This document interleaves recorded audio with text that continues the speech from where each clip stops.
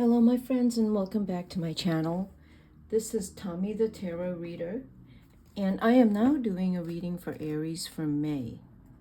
So let's look at the planets where they are right now, and this is a really wonderful time for Aries because what we have here is Mars at 6 degrees Aries, North Node in Aries, Chiron in Aries, and Mercury 22 degrees in Aries. So for any planets in your chart, Sun Aries or Venus Aries or Mercury in Aries, the Mars in Aries energizes your Sun, Venus, and Mercury.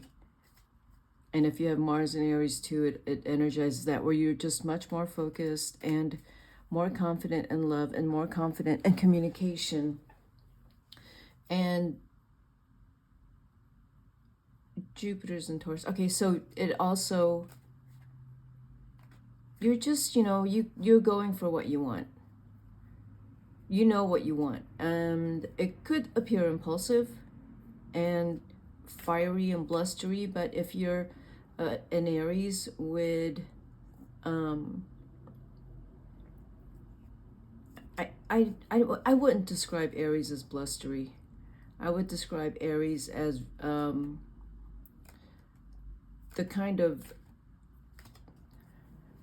directness that comes in very quick and explosive, and it is right on point. Not something that a lot of people want to hear, because they tend to call out things that are hidden and that no one else wants to talk about. They'll bring it to the surface, and they'll look at it, talk about it, laugh at it, and they'll make people look at it. So not very popular with some people who want to keep things hidden. Aries will not keep things hidden. They'll talk about it. That hiding is, Aries does not hide things. They can't lie. Or, I mean, they can, but they'll get found out.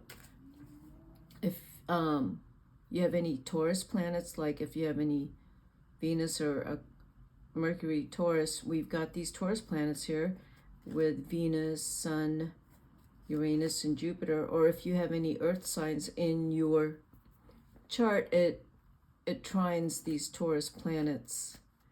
And if you have Venus or Mercury in Taurus, you're a very commanding speaker right now, articulate and powerful. So this is a good time, Aries with any Venus or Mercury, to put yourself out there and to really present yourself and your ideas. And it's a good time for you to,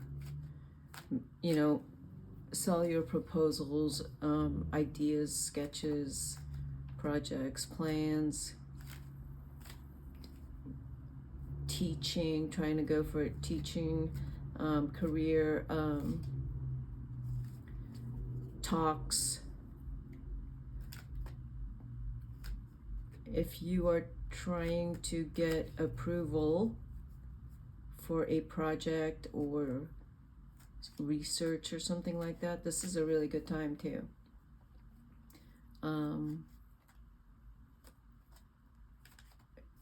We have Lilith in Virgo. I just looked that up. That is the ultimate order and properness and rule abider. It is not someone who breaks the rules. I just read about this. The Lilith in Virgo, because the current Lilith is in Virgo, Black Moon Lilith.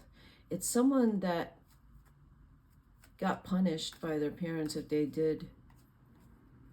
have very strict parents, and so they do things right because they don't want to get punished and they don't want to be a bad person. That's what I read about natal Black Moon Lilith in Virgo. We have transit Black Moon Lilith in Virgo, so you want to see in your chart where Black Lilith is. Pluto's in Aquarius, so if you have a Sun early Aries, Venus early Aries, Mercury, any early Aries planets, it sextiles that Pluto, and it does give you the motivation to come up with very revolutionary ideas. It's like you want to go in a different direction and try something different. If you have anything in early Taurus, it's going to square that Pluto, and you're going to feel some obstacles in terms of sometimes, you know, you have a path, this is what you want to do, and then someone throws a wrench at it. You know, it could be that someone comes in and you know, like as a naysayer, and now you got to deal with the naysayer. Okay, so now I'm going to talk about Aries risings. If you're an Aries rising, depends on what degree. Earlier Aries risings, you have Mars in the first house, but if you're an Aries rising that is, you know, past 7 degrees, your Mars will be in the 12th house. So there's a lot of activity in your 12th house. For example, with that Mars, depending on what else is going on in the chart, that could be like a lot of dreaming, a lot of staying up at night, a lot of writing at night, a lot of energy at night, not sleeping at night, just working a lot at night. And I don't know, staying up and having a lot of fun at night. But if it's in the first house, you're working out a lot more, very much more concerned about your looks and your training regimen and any athletic sports and performance that you're any competition. Very competitive energy right now, Aries rising. So the Taurus planets here would be in your second house. So this is a good time for you to really think about making money.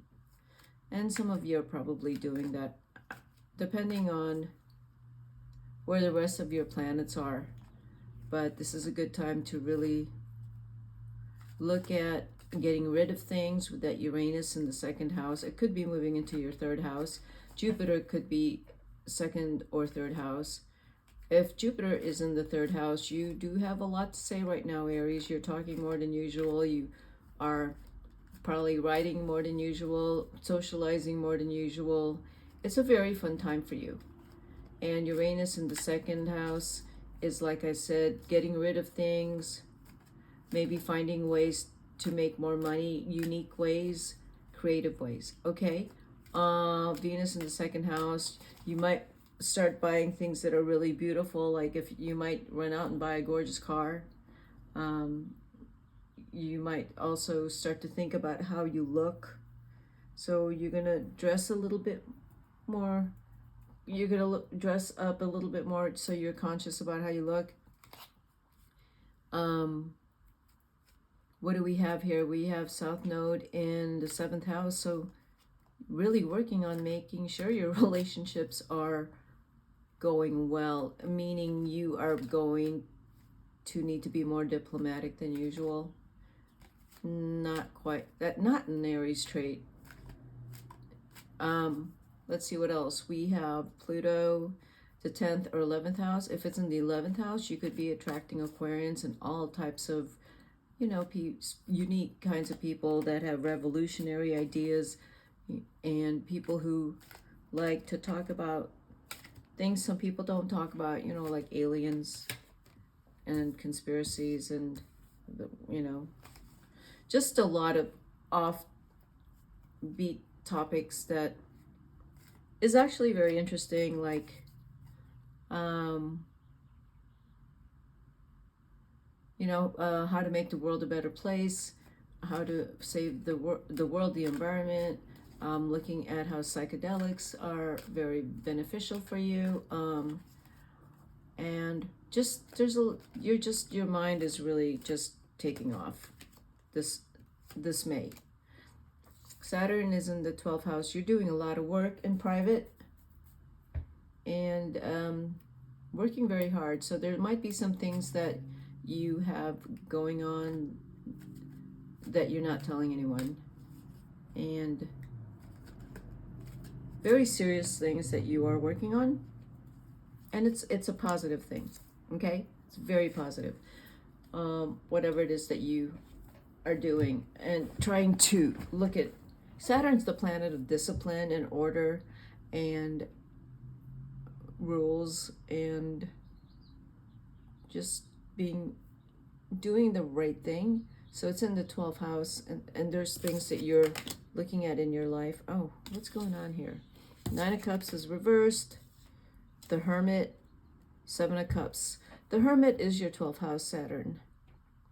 You're in there doing your magic. Aries in the 12th house, where you are most probably going to stay quiet most of May. If you're going to spend time with anyone, it might be just like one person, or very rarely are you going to be socializing this month, with the 9 of Cups reversed and the 7 of Cups reversed.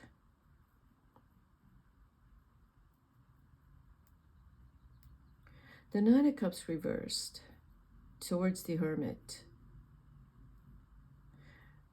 That's a card of abundance and love. And it says material happiness, but it's, it is whatever that you wish for. So maybe this month, you don't really have a lot of income coming in. Your income might be limited this May. And with the 7 of Cups, your options, you're starting to see that maybe your options are you're a little concerned. So you are wondering what you could do down the road in terms of like how you can make more money, because you don't feel like you have any right now. And the 3 of Swords fell out. Why is that card here? Is there some heartbreak? Is there some anxiety somewhere? The High Priestess. You're feeling, there's some things that you're feeling. And the 10 of Pentacles. So there is money to be made here. And you know what it is. And there is your intuition working. The 3 of Swords. Why is the 3 of Swords here? Like there's not you're not given an option. And the 3 of Swords is, there was an option that was maybe taken away from you and it hurt you. Maybe there was something you were looking forward to and it was taken from you. Or that someone did break your heart. But the cards tell me that you will be fine. You know what you have to do to rebuild, with the High Priestess and the 10 of Pentacles. But what is this heartbreak with the 3 of Swords? Some kind of pain. Under the 7 of Cups.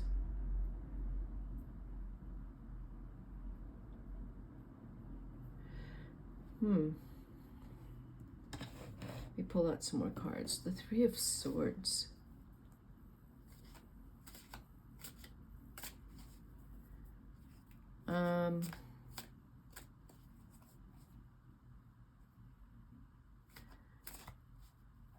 It's like you're making a decision that you don't want to make. But in the long run, it's going to be okay for you. It's going to make you money. The 9 of Swords with the 3 of Swords. There is something that is hurting you. And that you're carrying. It's what is going on? Is it about family? The Devil reversed. Under the High Priestess. The Queen of Swords under the 10 of Pentacles. Something's going on. And it's almost with the Devil reverse, is telling me that you're having to sit with yourself, and there's something that is giving you a lot of anxiety, that is hurting, and you're not saying anything about it. You're not talking about it at all.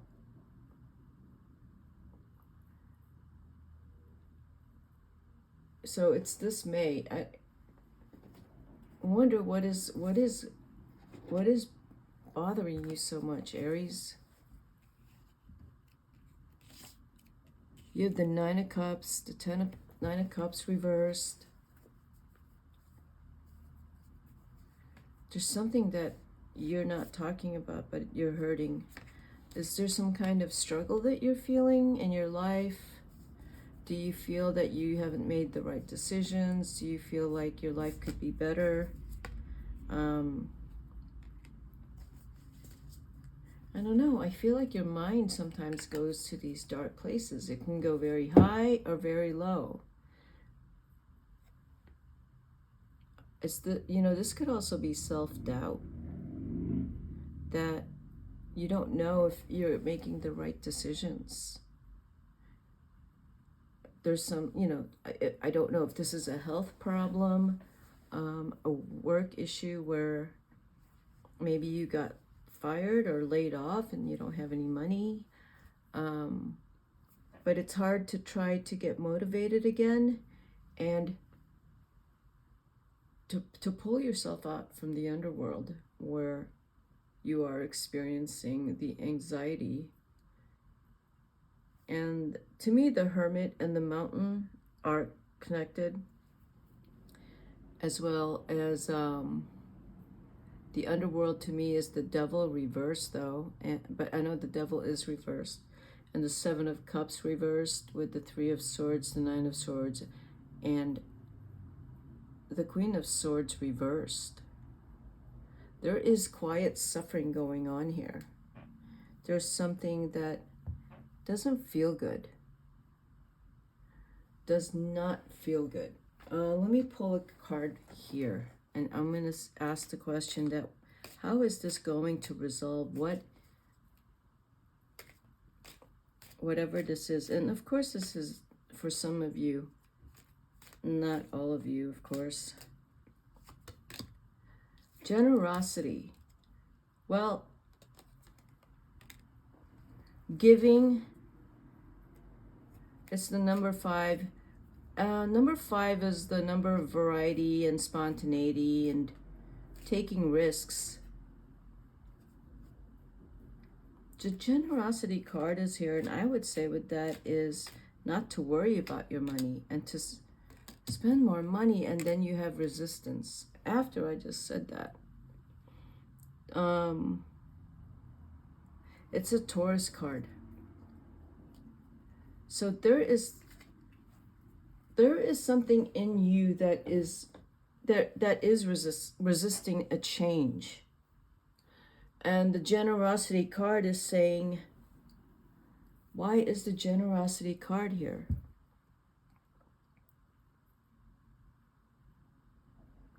The generosity card is saying, like, all these sword cards to me is telling me that, like, you are very focused on your problem and your pain and suffering, and you're not looking outside of yourself. You are, with the resistance card, it's insisting on, the stubbornness of, this is about my problem, what I have to deal with. Instead, maybe you need to do what the mountain is saying. You have to rise above it and be the eagle and look down and get a bigger perspective on it. Instead of the underworld and resistance is on top of each other. If you go all to the underworld and you're looking up, you're going to encounter resistance. It's going to look impossible.